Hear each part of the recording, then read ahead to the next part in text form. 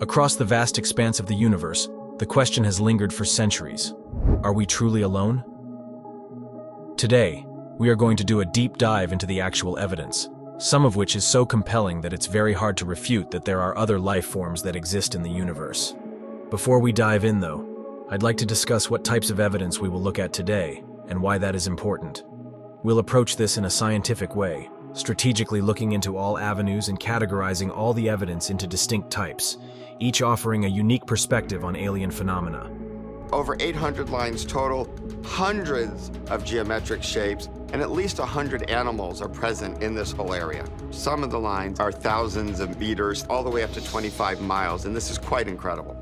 The categories of evidence we are mostly going to look into today are physical evidence, digital evidence, circumstantial evidence, testimonial evidence, and forensic evidence. Physical and forensic evidence consists of tangible objects or materials directly involved in the case, such as extraterrestrial biological material, non-earthly chemical isotopes, technological artifacts, or even DNA samples which provide concrete data. Were they, human or non-human biologics? Non-human, and that was the assessment of people with direct knowledge on the program I talked to that are currently still on the program. Digital evidence includes any data stored or transmitted in digital form that can serve as proof in an investigation, such as audio recordings, videos, or digital photos.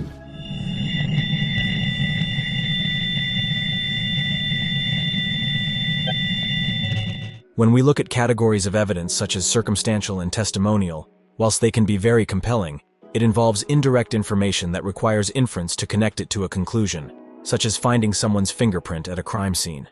In doing so, it does not conclusively prove that the person in question committed a crime, but it does make it more likely they did. Testimonial evidence, on the other hand, is direct evidence provided by witnesses who recount what they observed or experienced firsthand. Again, this evidence can be very convincing, but memory has been proven to be faulty and inaccurate time and time again. With all that in mind, let's take a look at what evidence we have for the existence of aliens. Historical artifacts. Firmly sitting under the category of circumstantial evidence, we are going to look at some artifacts from history that imply the existence of aliens. These artifacts are very much open to interpretation, but when you see them, you'll certainly have some questions. Are the Jomon Figures. These ancient artifacts from Japan date back to as early as 14,000 BC. These figures, characterized by their elaborate patterns and peculiar forms, bear a striking resemblance to what modern culture often depicts as extraterrestrial beings. With large, bulging eyes and elongated heads, these figures seem to echo the descriptions of alien beings reported in countless modern encounters. Skeptics and mainstream historians, however, offer a different perspective. They argue that these figures are merely artistic expressions of the human form, heavily stylized in the unique aesthetic of the Jomon period. They suggest that the features which resemble modern interpretations of aliens could be coincidental, influenced by the artistic conventions and religious symbolism of that era. Yet, the debate persists. Out-of-the-box thinkers argue that these similarities are too significant to dismiss. They suggest that such figures could be evidence of ancient human contact with extraterrestrial visitors, whose appearance was immortalized in clay. That this ancient civilization simply depicted what they saw thousands of years ago. As we delve deeper into the physical evidence of potential alien encounters throughout history, the Jomon figures stand as a compelling piece of the puzzle. Are they mere products of creative expression, or do they hold the key to understanding our ancient past and possible interactions with otherworldly visitors? The answer remains a subject of intense debate and fascination. The Kimberley rock paintings. While the United States has often been at the forefront of UFO investigations, other regions of the world have long harbored evidence of potential ancient alien encounters. One such place is Australia, home to the enigmatic Kimberley rock paintings. These ancient artworks, some of which date back over 20,000 years, depict figures that many believe bear a striking resemblance to aliens. In the Kimberley region, the rock art showcases mysterious beings, known as the Wangina. These figures are characterized by their large, black eyes, halo-like heads, and lack of mouths, features that align curiously well with modern depictions of alien beings. Many argue that these characteristics are not merely artistic expressions, but rather clear depictions of beings from another world, possibly visitors that ancient Aboriginal Australians encountered and then painted those encounters as historical records. However, mainstream archaeology and anthropology offer a different perspective. Scholars argue that the Wandjina represent spiritual beings from the belief systems of the indigenous people of the Kimberley. They suggest that these images are religious or mythological in nature, embodying elements of weather and natural forces rather than visitors from the cosmos. But these cave paintings are not the only ones. There are lots of examples around the world of seemingly unconnected civilizations depicting very similar forms of art, and lots of them fit the same description as the Wandjina found in Australia. The Ubaid Lizardmen. In the heart of ancient Mesopotamia, archaeologists unearthed curious figurines dating back to the Ubaid period, around 6,500 to 3,800 BC. These statues, often referred to as the Ubaid Lizardmen, depict humanoid figures with elongated heads, almond-shaped eyes, and lizard-like snouts. These features have sparked a debate among scholars and enthusiasts alike about their resemblance to modern depictions of extraterrestrials. On one side of the debate, some suggest that these figures could be artistic representations of mythological beings or gods, possibly embodying traits that were revered or feared by the Ubaid people. They argue that in many ancient cultures, hybrid creatures, like those half-human and half-animal, were symbolic, often representing gods or supernatural beings. Conversely, others propose that these figures are evidence of alien visitation in ancient times. They point to the distinct non-human characteristics of the figures as potential proof of extraterrestrial influence, suggesting that such detailed depiction could stem from actual encounters with otherworldly beings. This historical period was around the same time as many inventions first appeared, such as the wheel, arithmetic, geometry, and irrigation for agriculture. Before this time, Homo sapiens had existed for over 300,000 years with very little change. Was our sudden explosion of inventions, mathematics, and language the result of some encounter? The mainstream narrative, however, leans towards a more symbolic interpretation. Experts in Mesopotamian history and culture typically view these artifacts as part of the rich tapestry of ancient mythology and religious practice, not as literal representations of physical beings. They emphasize the importance of context in archaeological interpretation, suggesting that these figures align with many other symbolic artifacts found throughout the region. The Nazca Lines. In the arid plains of southern Peru lies one of the most mystifying archaeological sites in the world, the Nazca Lines. These enormous geoglyphs, said to be created by the ancient Nazca culture between 500 BC and 500 AD, depict various plants, animals, and shapes traced on the ground on a monumental scale, visible fully only from the air. The question that has puzzled scientists and enthusiasts alike is simple yet profound. Why were they created? And could they be evidence of extraterrestrial contact? Alternative theorists suggest that the Nazca Lines may have served as a form of communication with beings from another world. They argue that the sheer size and precision of the figures, which include a spider, a monkey, and a hummingbird, among others, could not have been intended for human eyes. Instead, these massive drawings, which can stretch up to 1,200 feet, were perhaps designed to be viewed from the sky, possibly acting as landing markers or navigational aids for alien spacecraft. This theory is bolstered by the fact that the lines have survived for millennia, due to the extremely stable and dry climate of the Nazca Desert, which could imply a purpose beyond mere decoration or ritual. Moreover, supporters of this extraterrestrial hypothesis point to the technological sophistication required to construct such precise and intricate figures on such a grand scale. They question how the Nazca people could have achieved such accuracy without some form of advanced technology or knowledge, potentially provided by alien visitors. The lines' geometric precision and the variety of their designs only add layers to the mystery, suggesting a complexity that some believe the Nazca could not have achieved on their own. On the other hand, many archaeologists and historians argue that there is a more grounded explanation for the Nazca Lines. Research suggests that these geoglyphs could have held significant cultural and spiritual value for the Nazca people. Some experts propose that the lines functioned as part of ritualistic processes, perhaps related to astronomy and agriculture. The figures could have served as part of an elaborate celestial calendar used to mark important events such as solstices, which were crucial for agricultural planning and sustaining the Nazca's way of life. Skeptics of the alien theory also highlight the ingenuity of ancient cultures and caution against underestimating their capabilities. They point out that the construction of the lines did not require advanced technology, but could have been accomplished with simple tools and methods available at the time. By using wooden stakes and ropes as guidelines, the Nazca could create straight lines and perfect geometrical figures through careful planning and communal effort. Furthermore, the idea that the Nazca Lines must be viewed from the air to be appreciated is contested by the fact that the hills surrounding the Nazca Plain provide ample vantage points. From these natural viewpoints, the shapes are quite discernible, suggesting that the Nazca people could have designed and viewed their creations from these elevated locations without the need for flight. The Nazca Mummies. More recently, however, there was a discovery which gained huge media attention.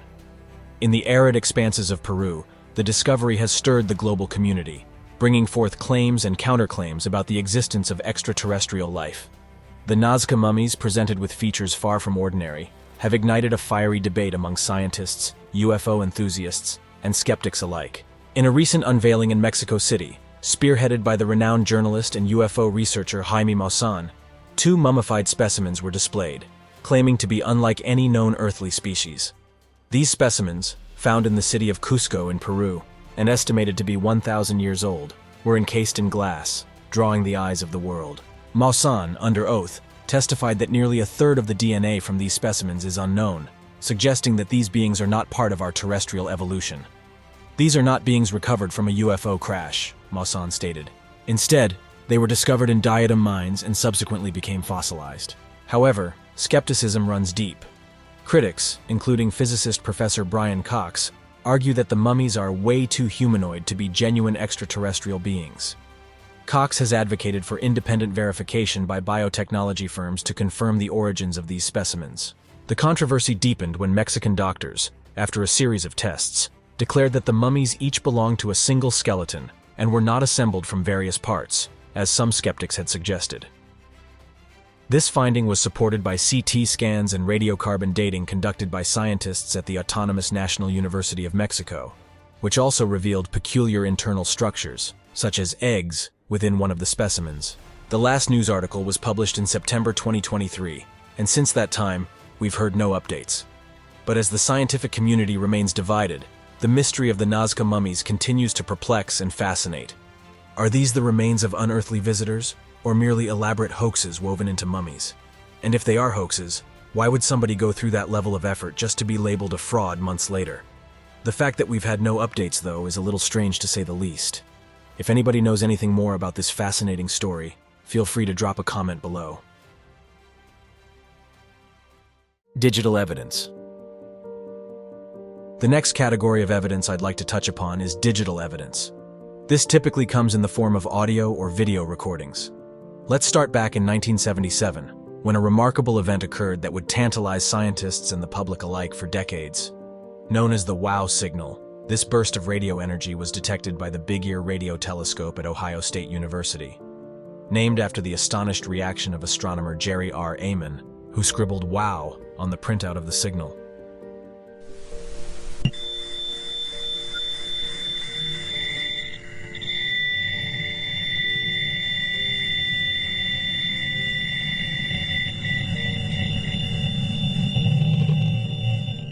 This 72-second anomaly appeared to come from the direction of the constellation Sagittarius and bore the hallmarks of potential extraterrestrial origin. The WOW signal stands out primarily due to its frequency, at 1,420 MHz. Notably, this is the natural frequency emitted by hydrogen, the most abundant element in the universe.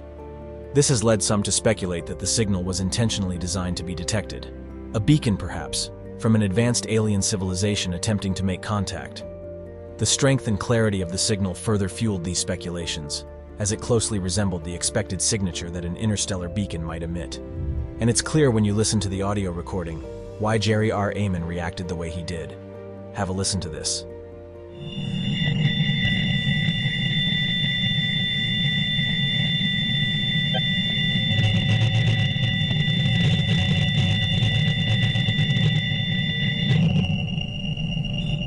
However, despite the excitement and intrigue surrounding the WOW signal, mainstream scientific consensus leans towards more prosaic explanations. One prevailing theory suggests that the signal was a result of an Earth-based source, such as a satellite or a terrestrial broadcast, which somehow reflected off debris or a satellite in orbit, creating a signal that only appeared to be from deep space. Another possibility considered by scientists is that the signal was a natural but transient astronomical phenomenon, something previously unobserved, like a hydrogen cloud passing through a high-energy environment, which could amplify its radio emissions temporarily. Whatever it was, It's clear that there is much more to this phenomenon that we are yet to understand. And because it's not happened again since, we are yet to get to the bottom of just what this mysterious signal means, if anything. Many times in the decades since then, astronomers have looked at the same part of the sky to see whether they can find the wow signal again, but we've never been able to replicate it. So the key to progress in SETI is to be able to find a signal that looks as good as the wow signal, but now to be able to find it not just once, but over and over and over again. Unidentified aerial phenomena, or UAPs. In a groundbreaking move on October 31st, 2023, the Department of Defense unveiled a new phase in its approach to unidentified aerial phenomena, or UAPs. This initiative, part of the All-Domain Anomaly Resolution Office's secure reporting mechanism, marks a significant shift in how the government handles these mysterious sightings. But why now? And what does this mean for the public and the broader conversation about extraterrestrial life? The newly launched platform is specifically designed for current or former U.S. government employees, service members, or contractors.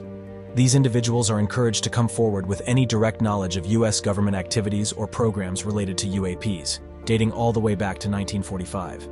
This move is not just about gathering data, it's about creating a comprehensive historical record. The information collected will feed into the AARO's Congressionally Directed Historical Record Report, which is due to be presented to Congress by June 2024. This initiative raises several pressing questions. Is the government's decision to open up about UAPs driven by a desire to maintain control over the narrative surrounding these unexplained phenomena? Or does it reflect a genuine interest in transparency and understanding? Critics argue that this could be a strategic move to shape the discourse around UAPs, ensuring that any revelations align with official narratives. On the other hand, proponents see this as a positive step towards demystifying a subject that has long been shrouded in secrecy and speculation. Another critical aspect to consider is the accessibility of this information. Will the findings from these reports be openly shared with the public, or will they be tucked away in classified briefings, accessible only to a select few? The balance between national security and public curiosity is delicate, and how the government navigates this will be telling of their true intentions. What the Department of Defense did do, however, was declassify several videos of UAPs, in a move which allows people to view the video footage directly on their website. This move is said to be about building trust, but skeptics argue this could just be a distraction from what is really going on. The Arecibo Message. Let's rewind back to 1974, when a bold attempt was made to communicate with potential extraterrestrial civilizations. This endeavor, known as the Arecibo Message, was crafted by a team of scientists led by Frank Drake and Carl Sagan. Broadcasted from the Arecibo Observatory in Puerto Rico, the message was a digital stream containing information about human beings, the DNA structure, our solar system, and the technology we use to send the message, the Arecibo radio telescope itself. It was aimed at the star cluster M13, approximately 25,000 light-years away, in hopes that it might one day be intercepted by an intelligent alien life form. Fast forward to 2001, and a remarkable and mysterious response appeared in the form of crop circles near the Chilbolton Observatory in Hampshire, England. These crop formations were unlike any other previously seen. One depicted a humanoid face, and another mirrored the format of the Arecibo Message, but with notable alterations. The new formation outlined a different DNA structure, a silicon-based chemistry, an alternative solar system, and a depiction of the extraterrestrial sender which was distinctly non-human. This response in crop form ignited a firestorm of debate among scientists and UFO enthusiasts. Skeptics argue that the Chilbolton crop circles were an elaborate hoax, pointing out the human capacity for creativity and deception. They suggest that the formations were man-made, designed to stir up interest or challenge the boundaries of what we believe is possible. Critics of the extraterrestrial theory also question the practicality of aliens choosing such an indirect and ambiguous method to communicate. Testimonial evidence. A lot of the evidence which has been gathered over the years falls within the category of testimonial evidence. We find tens of thousands of eyewitness accounts, all saying very similar things. In a court case, a witness is seen as key evidence. In an alien encounter, it's often discredited, and that's mostly because to prove that aliens exist requires extraordinary evidence without any reasonable doubt whatsoever. And when it comes to alien encounters, witnesses have a lot to gain, both in the form of fame and monetary incentives. With that in mind, let's take a look at some extraordinary eyewitness accounts and stories of alien encounters. The Roswell Incident. In the quiet desert town of Roswell, New Mexico, A mysterious event in July 1947 would ignite decades of speculation and intrigue. This was known as the Roswell Incident. The incident began when a local rancher discovered unusual debris scattered across his property. The material was unlike anything he had ever seen: metallic sticks, foil reflectors, and other strange fragments. The rancher reported his find to the local sheriff, who then passed the information to the Roswell Army Airfield. The military quickly became involved, and the initial press release shocked the world. It stated that the wreckage of a flying disc had been recovered. However, within 24 hours, the narrative shifted dramatically. The military recanted their original statement, declaring the debris was merely a downed weather balloon. This explanation did little to quell the public's curiosity, as many began to suspect a cover-up. Supporters of the extraterrestrial theory point to a variety of evidence. Eyewitness accounts from local residents and military personnel describe materials with unusual properties, such as memory metal that could return to its original shape when crumpled. Some witnesses even claim to have seen alien bodies recovered from the crash site. These accounts were later supported by various government and military officials who came forward in subsequent years, suggesting that the incident was indeed a UFO crash, and that the subsequent cover-up was an effort to prevent public panic and maintain control over alien technology. On the other side of the debate, skeptics argue that the evidence for an extraterrestrial event at Roswell is flimsy and circumstantial. They point out that the initial descriptions of the debris are consistent with materials used in high-altitude balloons, like those used in Project Mogul, a top-secret government project aimed at espionage. Project Mogul balloons were designed to detect sound waves in the upper atmosphere, an early attempt at spying during the Cold War. Skeptics also question the reliability of witness testimonies, noting that many of the most sensational accounts emerged decades after the incident, possibly distorted by time and the influence of popular media. Furthermore, government investigations, including the 1994 Air Force report, have concluded that the debris found at Roswell was indeed from a crashed Project Mogul balloon. This report attempted to debunk the UFO claims by providing photos and evidence of the balloon's materials, which closely match descriptions of the Roswell debris. What do you think? Does this explain the Roswell incident? Or is this more of the type of cover-up that has been claimed by skeptics for years? The Rendlesham Forest Incident. In the quiet hours of December 26, 1980, in the dense woods of Rendlesham Forest in Suffolk, England, an incident unfolded that would become one of the most debated and scrutinized events in UFO history. Known as Britain's Roswell, the Rendlesham Forest Incident involves multiple United States Air Force personnel who were stationed at RAF Woodbridge. They report seeing strange lights and experiencing phenomena that some believe was of extraterrestrial origin. The first encounter occurred when security personnel observed mysterious lights descending into the forest. Thinking it might be a downed aircraft, they ventured into the woods to investigate. What they found was not a conventional aircraft, but an illuminated triangular craft with a strange pulsating light. As they approached, it maneuvered through the trees and disappeared. The servicemen returned to base, but the mystery didn't end there.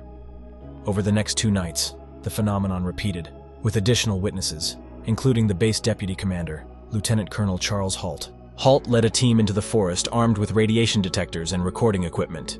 His team encountered a flashing light and a red sun-like light moving through the trees. The radiation detector reportedly showed higher than average readings. Halt recorded his observations on an audio tape, which later became a crucial piece of evidence supporting the claims of a UFO sighting. 150 feet or more from the initial, suspected impact point. Having a lift going, we can't get the light all to work. Seems to be some kind of mechanical problem. I'm going to send back and get another light. Meantime, we're going to take some readings with the Geiger counter and... Skeptics, however, offer alternative explanations. They suggest that the lights seen over Rendlesham Forest were from a nearby lighthouse or bright stars, possibly distorted by atmospheric conditions. The radiation readings, they argue, were not significantly higher than the background levels and could be attributed to natural sources. Moreover, the physical evidence, such as impressions and marks found at the site, could have been made by animals or human activity. The believers counter these arguments by pointing to the credibility and training of the witnesses, all military personnel accustomed to identifying conventional aircraft and understanding natural phenomena. The detailed accounts of the craft's appearance and movements, they argue, do not align with any known terrestrial vehicle or optical illusions caused by a lighthouse. Adding to the complexity, in 2010, a former U.S. Air Force security officer claimed that the incident was a setup by the SAS, a special forces unit of the British Army, as a revenge prank on the USAF. This theory, however, has been met with skepticism, both for lack of supporting evidence and the serious nature of the security implications that a prank like this would involve. The Rendlesham Forest incident remains a compelling narrative of unexplained events. The evidence for an extraterrestrial encounter includes multiple eyewitness accounts from trained observers, unusual radiation readings, and an audio recording of the live investigation. On the other hand, the evidence against it being an alien encounter points to a misidentification of natural or man-made origin, a suggestion of normal radiation levels, and a lack of physical evidence conclusively linked to an alien visitation. The Kecksburg UFO Incident. In the quiet village of Kecksburg, Pennsylvania, it's said that a fiery object streaked across the sky on the evening of December 9, 1965. Witnesses described it as a brilliant fireball seen across 6 U.S. states and parts of Canada. As it crashed into the woods near Kecksburg, it sparked a controversy that endures to this day. Was it a meteor, a secret Soviet satellite, or something far more mysterious? The official explanation from the U.S. government was that nothing had been found. However, local residents and first-hand witnesses tell a different story. They reported that a large acorn-shaped object, about the size of a small car, bearing strange hieroglyphic-like inscriptions, had indeed landed in their town. According to these accounts, the military quickly cordoned off the area, and a large flatbed truck was seen leaving the woods that night, carrying a mysterious large object covered with a tarp. Skeptics argue that the Kecksburg incident can be easily explained by earthly phenomena. They suggest that what crashed in the woods was likely a meteor, or possibly debris from a Soviet satellite, like the failed Venus probe Cosmos 96, which re-entered Earth's atmosphere that same day. The military's response, they argue, was a standard procedure for recovering Soviet space debris during the Cold War, which could explain the secrecy and the rapid response. On the other hand, those who believe something extraordinary happened in Kecksburg point to the physical descriptions of the object, which do not align with known meteorites or any familiar man-made space debris. The hieroglyphic-like markings, in particular, do not correspond with any known human or Soviet symbols used in space equipment. Furthermore, the intense military presence and the swift, secretive cleanup operation suggest to some that the object was of high importance and possibly of non-earthly origin. Adding to the mystery, some researchers have filed Freedom of Information Act requests seeking details about the incident. The results have been inconclusive, with some government documents heavily redacted, providing no clear answers but fueling further speculation about a cover-up. The Kecksburg UFO incident remains a compelling story of unexplained phenomena.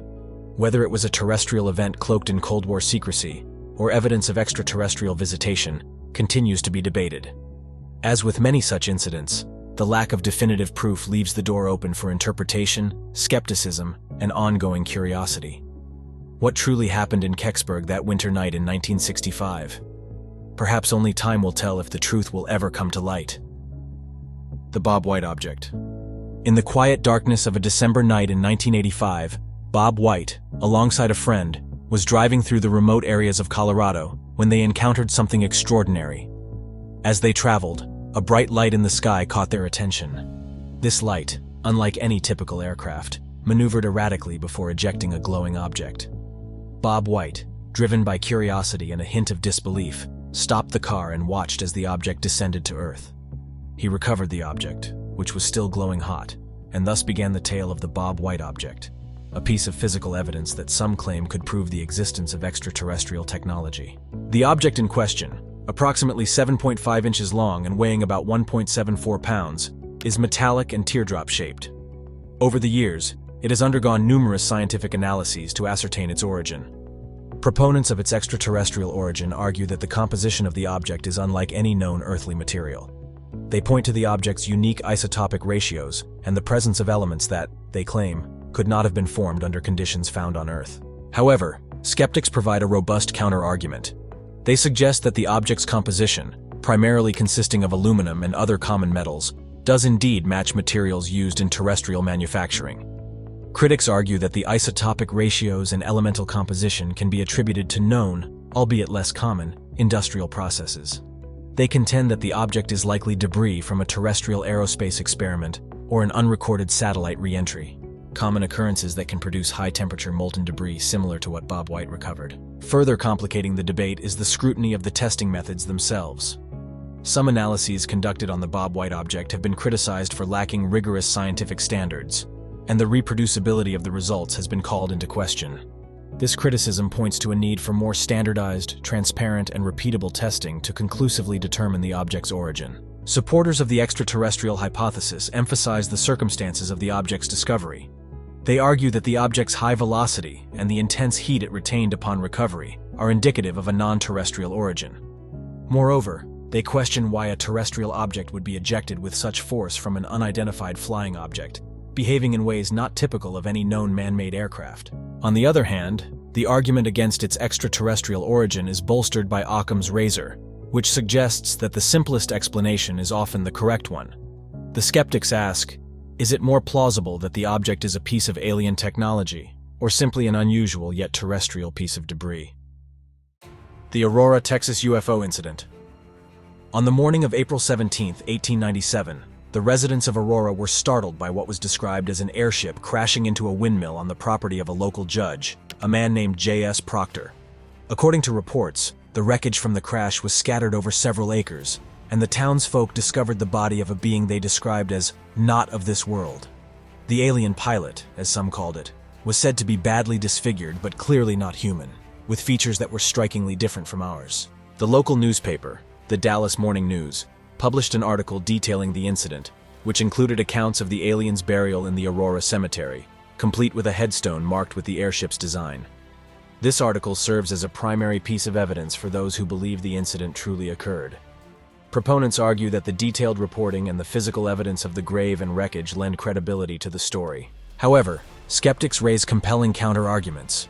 They point out that there are no surviving pieces of the wreckage today to be analyzed. Critics also highlight that the story emerged during a time when tales of airships were part of a nationwide hoax, suggesting that the Aurora incident was nothing more than a sensational story fabricated to bring attention to a town suffering from a series of misfortunes, including crop failures and epidemics. Adding to the skepticism, researchers who have delved into historical records found little evidence of Judge Proctor's existence, raising questions about the authenticity of the story's primary location and witness. Furthermore, the headstone supposedly marking the alien's grave was stolen in the 1970s, and the cemetery itself was subjected to vandalism, complicating efforts to verify the claims through modern forensic techniques. It does seem strangely coincidental, however, that the place where proof could have been found was vandalized in such a way. Despite these doubts, the legend of the Aurora UFO incident persists, fueled by occasional reports of unusual readings on metal detectors and ground-penetrating radar near the supposed crash site. These findings tantalize believers with the possibility that remnants of the alien ship still lie buried beneath the town. There are many more incidents and eyewitness testimonies, which adds further evidence to what you have already seen today. In fact, history is full of stories, artifacts, and incidents which point towards either a human fascination with something beyond our own existence, or perhaps it's a simple search for meaning in a universe of mystery and unknowns. Either way, I hope you enjoyed this video, and if you did, please consider subscribing and let me know if you'd like to see part 2.